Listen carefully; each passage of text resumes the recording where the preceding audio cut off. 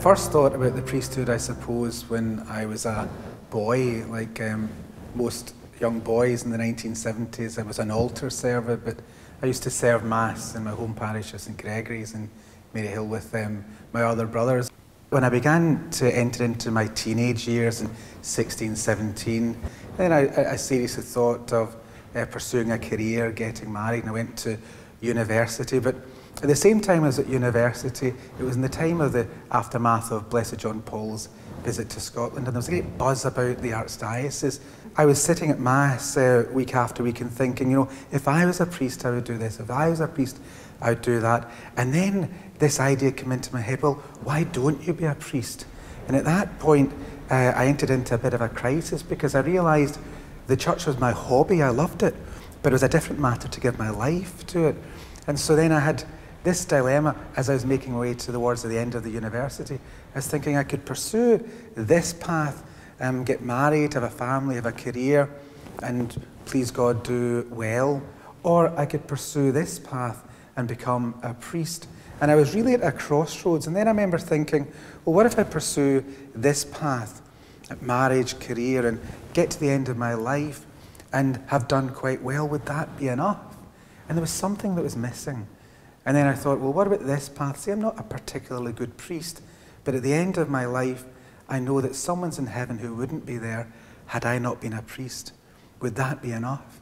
And I remember thinking that would be enough. And so for me as a young man, the choice is between happiness or meaning. And I thought, I have to live my life with some meaning. Fortunately, after I made the choice, happiness came back, and I've been able to have the lovely position of being happy in the meaning of my life. Pope John Paul had a huge influence in my life. He was really my first pope because he became pope when I was in my early teens, and then I remember when I was 16 hearing the news that he was going to come to Scotland, and the day came and I headed off in a bus with lots of other young people, tens of thousands of young people. The atmosphere was electric, it was ecstatic, and I think people remember his first foot in Scotland was to speak to young people, and we applauded every single word he said. He could hardly get a word in edgeways, but we were applauding. But afterwards I read the homily that he gave. I still believe to this day it was one of the best he ever gave, because he spoke to us and he said, I know that you're worried about the world, there are so many threats, the problems of the world seem to be overwhelming. So I say to you, put your lives in the hands of Jesus. He'll bless you, accept you, and make such use of your life as beyond your wildest understanding. That really touched me, and I think the seeds of my mature vocation were planted then, as they were for many people. And so he was my first pope, and then I went to seminary, and he became my bishop of Rome, and I saw him very close up. I watched from a distance as my dad and my mum received Holy Communion from the Pope, and that was one of the great moments of my life. And then I remember myself towards the end of my time in Rome celebrating Mass with him as his deacon, and being so close to him that he was looking into my eyes as I was receiving the chalice. And that memory stayed with me into my priesthood. When I became a priest, it was his writings, the great encyclicals of his life that really began to transform my own priesthood. And Blessed John Paul is a very important part of my life, even now as he comes up to his canonization, where he's going to be a brother bishop from above to help me in my ministry. Pope Benedict then came along, and I knew Pope Benedict when he was a cardinal in Rome, and I'd spoken to him on a few occasions. So I knew that this was a humble man who had taken the papacy. And I think what he was called to do in the years that he was the Pope was to absorb the crucifixion of the Church for the mistakes that it had made, and also because of the antagonisms of the world. And he seemed to absorb all of that into himself, almost as though into a vortex. Now that he has resigned from the papacy, he's left the way clear, really, for a new beginning. I came back to Glasgow University 12 years after I left as a student. In chaplaincies, the church is organised for students. That is to say, in chaplaincy we have a church that fits in with the life of students. For the last 14 years I've been here, it's been a great privilege for me to just be here with young people and experience their vitality, their joy, their sense of fun in being Catholics, but deeper down that they want to be challenged by the gospel. They don't want a religion that asks them to be mediocre or give half measures. They want the fullness of the truth of Jesus Christ presented to them. And when he is presented in his fullness, they say, that's what we want. Give us a while to get there, but that's what we want. And then you gradually, by means of them coming to confession, to Mass, to Holy Communion, to their devotions, being involved in their associations, St. Vincent de Paul, Legion of Mary, Renewal, all of the different charisms and gifts of the Church, you see them gradually grow and grow and grow in their faith. He makes the chaplaincy. He's what draws everyone into it, but we'll be sad to see him go. I'll be sad, but because I'm a Paisley boy myself, I'm not that sad because, of course, I've had him up for my 4 years and now he's going to be my bishop. He's brilliant. He's got a real way about him where he can be a real friend to the students. He's got a real way about him where not only is he a respected priest, not only is he a spiritual guide, he's also a friend, and he has the ability to have conversations with us and make us feel very much like this is our home. I don't actually stay here, but I feel like this can be a home because of the way Father John has welcomed us into this place. I've got a devotion to Jose Maria, and there's a kind of quote from Jose Maria that I think really he is the personification of, and that's Jose Maria says, "May your character and your conversation be such that whoever meets you says, this man reads the life of Jesus Christ." And Father John Keenan is, for me, the personification of that wisdom. He's a fantastic priest, but above that, he's a very special man. And we all love him here, very, very dearly. I didn't know another archbishop before Archbishop Winning. Archbishop Winning confirmed me, and then as a cardinal he ordained me, and he gave me my first appointment. And then I remember that a few years into my time at Christ the King, he called me over to his house and appointed me as the chaplain to Holyrood. And then a few years after that, he took me aside in one of the retreats for priests, and he said, "Look, I'm needing a new chaplain for university, and I think that you would be able to do it." And that was a fearful thing for me to be appointed at a young age to be chaplain to university, but typically the cardinal said it with a smile on his face, with a great sense of confidence, a great sense of trust. And he said, "You'll be fine. I think you're going to be great. Don't worry about it. Come and see me."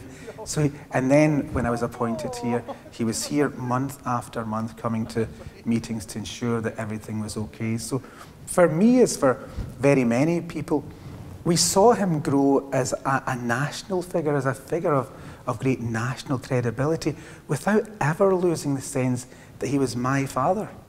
He was my bishop, he was my cardinal, and I think that to have been able to accomplish both of those things, to be such a transcendent national figure, and at the same time to be so close and local as a bishop, was something that always impressed me about the cardinal.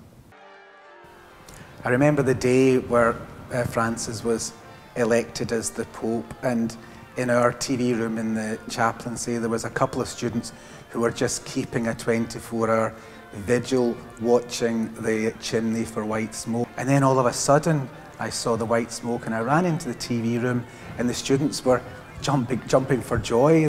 And then we heard the announcement they used to be called Francis, and I think that was the first breath of fresh air, that Francis, the Pope of the poor, the Pope who will be given the task of rebuilding the church. And then he came out, and there was the silence as he just waited for the crowd, and something I think magical happened at that moment. There's a great sense that Francis is beginning a renewal of the church. He's beginning a renewal of the church which is quite radical, but one which is captivating the imagination of the world, because it's done with all of the joy of the gospel, and it's done with the great humanity of Christ, and it's done with the great humility and poverty of St. Francis. I got myself a copy of Pope Francis' first apostolic exhortation, Evangelii Gaudium, and I was reading it slowly, day by day, 15 minutes a day. And when I got to the end of it, the next day I went back to page 1. For me, it's a wonderful document. It's a lovely document. Some of his sentiments are beautiful. At one point, he talks about a church. He said, I prefer a church that is bruised, hurting and dirty because it's got its shoes soiled by the mud of the street, rather than one that is unhealthy because it's behind the high walls of itself. Reading that, it just sets my heart racing. But it's a radical call. It's a call for the church to be purified and to be re-energized. It's a call for the church to lose its sense of laziness, defeatism, pessimism, and to believe again with zeal and ardour, with joy and with hope. So I think what Pope Francis has set out is a new start for the church in our own time, a renewed church that will be able, genuinely, I think when I read this, I've got real hope that this is a renewed church that can begin to renew the world.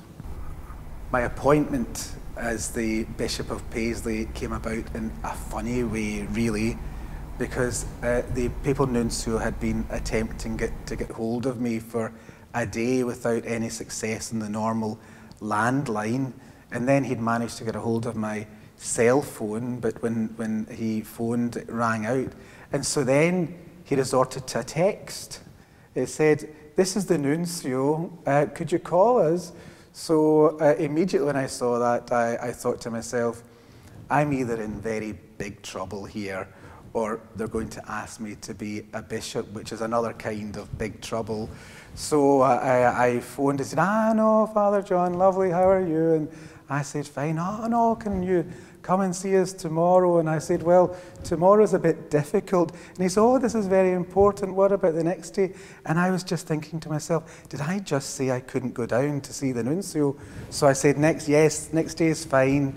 And I have to say, without giving too much away, that I'm sure every man, when he's asked to be a bishop, has a sense of nerves, a sense of dread, a sense of trepidation, a sense of real concrete unworthiness. But the nuncio in their office were very pastoral, very kind, very understanding, and quite reassuring. And I must say that by the end of my discussion with them, I did feel quite spiritually, even I would say supernaturally reassured, and that sense of reassurance hasn't really left me since.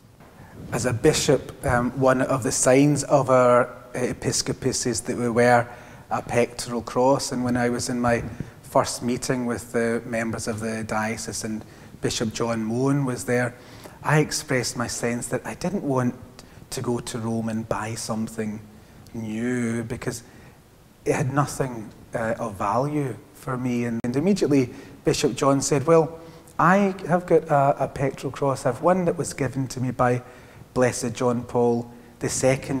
He said, you can have that.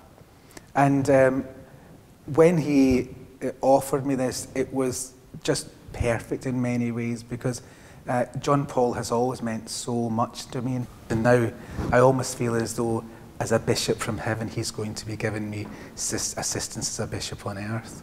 A bishop also has to wear an episcopal ring. And when Archbishop Tartaglia discovered that I was quite keen to have a pectoral cross and ring, he surprised me. He said that the Archdiocese of Glasgow want to give me a gift, and I wondered what it was, and he said, we want to give you the episcopal ring of Archbishop Winning. Well, as soon as he said that, it was really an amazing thing for me, because there was the bishop who guided me, the Archbishop who guided me all the way through my childhood days from confirmation to priesthood and beyond, and to think that I was going to be wearing his ring was just a great honour, but one that was also very humbling.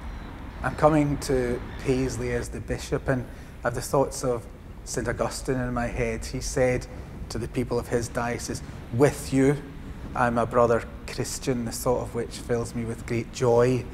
For you, I'm a bishop and a shepherd, the thought of which fills me with some trepidation. And I know the sense of that I've got a great sense of joy that I'm going to be a priest with brother priests, and I'm really looking forward to the fraternity of the priesthood and the companionship of the priests in the diocese. I see myself as a priest with priests, and also to go around all of the parishes and the schools and just to share the joy of the gospel with the people of Paisley, who are already so full of joy that they have a new bishop.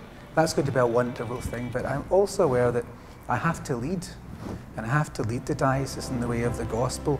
I have a sense of fear at that, but it's alleviated by the thought of the prophet in the Old Testament who says, every morning you wake me to hear and I'll listen like a disciple, and the Lord will tell me what to do each day, and I'll get up and I'll say my prayers, work hard and go to bed at night, and the next morning he'll tell me what to do the next day, and I'm sure that I'm gradually going to see God's plan emerge, and I'm going to just follow that.